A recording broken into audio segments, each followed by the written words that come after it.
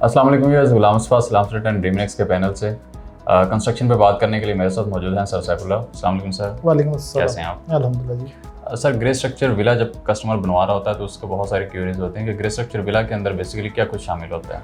अच्छा, इसमें ना ये बड़ा ज़बरदस्त एक क्वेश्चन है। हम लोग सम टाइम मिक्स कर रहे थे चीज़ों को, स्ट्रक्चर और ग्रे को।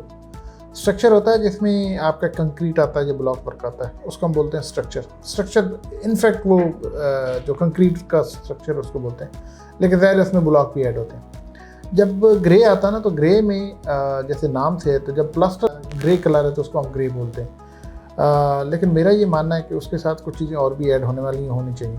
अच्छा, जब प्लास्टर होता है तो उसकी इलेक्ट्रिक कंड्यूट तो डेफिनेटली हो जाती है जरी डाल के, क्योंकि उसके बाद फिर दोबारा उसकी जरी नहीं डालनी होती। मेरा मानना ये है कि उसके साथ 2-3 चीज़ें और हो जानी चाहिए। जो मार्केट का ट्रेंड है वो यहीं तक है कि आपने स्ट्रक्चर बनाना है और उसके बाद आपने प्लास्टर करना है। अब प्लास्टर से पहले इलेक्ट्रिक कंड्यूट होती है तो कंड्यूट भी डालनी, ठीक है। यहाँ तक ग्रे कंप्लीट है। इसमें जो चीज़ें नहीं होती हैं और मैं समझता होना चाहिए, उसमें एक MS वर्क है बेसिक, वो होना चाहिए।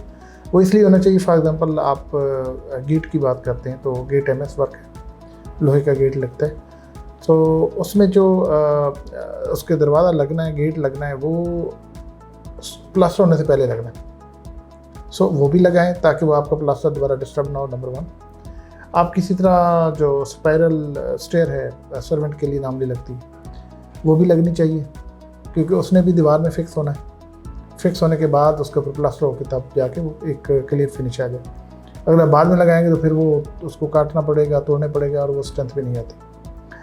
इसी तरह और भी जो जहाँ MS वर्क होता है, रेलिंग होती, चीज़ें होती, ये होना चाहिए। एक और चीज़ है जिसे हम PPRC और UPVC बोलते हैं, वो भी हो जाना चाहिए। वो इसलिए हो जाना चाहिए कि जब आपका फिनिशिंग का काम आए तो उस वक्त ये मैसनरी वाला काम ना पेंडिंग हो, ये कंक्रीट वाला काम पेंडिंग ना हो। क्योंकि जो वॉशरूम में ये पाइप्स का काम होता है, पानी के पाइप्स का, सीवरेज के पाइप्स का, तो उसके बाद आपकी फ्लोरिंग होती है। अब वो जो फ्लोरिंग है वो मैसनरी का काम है।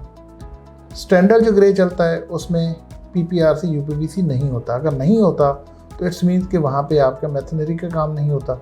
जब फिनिशिंग वाला आता है तो फिनिशिंग वाले को वो मैसनरी का भी काम करना पड़ता है। तो मैसनरी के काम से बचने के लिए मेरा ये मानना है कि आपको PPRC और UPVC कर लेना चाहिए। वो एक एडिशनल एक्सपेंस है। उसके होने के बाद आपका जो कच्चा है, जो बेसिक टाइल्स के पहले की तैयारी है, फ्लोरिंग जो है बेसिकली, अब वो हो जाना चाहिए। और ये कच्चा जो है जिसे हम बोलते हैं, ये आपके फ्लोर पे भी हो जाना चाहिए। बाकी फ्लोर पे भी कच्चा होने के लिए उससे पहले आपको अंडरग्राउंड केबलिंग करना होती है। अंडरग्राउंड आपके जो ये AC के कंड्यूट होते हैं, पानी के और उसको सीवरेज के, ये सारे हो जाने चाहिए। सो पाइप्स का काम सारा, उसमें पानी का, सीवरेज का, इसके बाद ये AC के जो पाइप्स हैं, केबल जो है, ये सारी डल जानी चाहिए और उसमें कच्चा हो जाना चाहिए। कंक्रीट का सारा काम हो जाना चाहिए ताकि फिनिशिंग वाला काम आए तो वो डायरेक्ट टाइल लगे, डायरेक्ट पेंट हो, डायरेक्ट विंडो एल्युमिनियम लगे, डायरेक्ट आपके डोर लगें, आपकी कैबिनेट्स लगें। तो वो सिर्फ इंस्टॉलेशन वाला काम हो, मैसनरी वाला काम ना हो। तो फिर मैं अगेन वही कि जो मार्केट की प्रैक्टिस है, स्ट्रक्चर प्लस प्लास्टर, बस, नीचे फ्लोरिंग नहीं। और हम जो करते हैं और हम समझते हैं, अपने क्लाइंट को कन्विंस करते हैं, वो ये कि आप एटलीस्ट यहाँ तक काम कराएं ताकि फिनिशिंग वाली आइटम जब आप स्टार्ट करने जाएं तो आपको वापस उन कामों की तरफ ना जाना पड़े। लेकिन एक चीज़ यहाँ पे ज़रूर है, एक कबात ज़रूर है, वो कबात ज़रूर कि जो PPC और UPVC का जो ये काम होता है, इसमें पाइप्स की इन्वॉल्वमेंट होती है। अब पाइप्स जो हैं सीवरेज के, पानी के, इनके लीकेज और वो बड़ा एक जिसे कहते हैं कि क्रिटिकल चीज़ होती। सो अगर एक पार्टी से या एक बिल्डर से हमारा एंड यूज़र जो है वो ग्रे करवा रहा है और दूसरी पार्टी से फिनिश कर रहा है, तो फिर ये इस चीज़ को मेक श्योर करा लें कि जो एंड वाली पार्टी है वो उस चीज़ की ऑनरशिप ले, कि जब वो आके इसको फिनिश करे, कंप्लीट करे, तो वो जो सीवरेज की और पानी के पाइप्स की लीकेज और उन सारी चीज़ों को अपने ज़िम्मे ले। ये ना हो कि खुदा ना खास्ता कल कोई पाइप लीक होता है या कोई इशू होता है, कोई सीपेज आती है या कैसा मसला होता है, तो वो अब बड़े आराम से कह जी चूँकि पहली पार्टी ने, ग्रे वाली ने किया हुआ है, इसलिए मैं उसकी जिम्मेदारी नहीं लेता।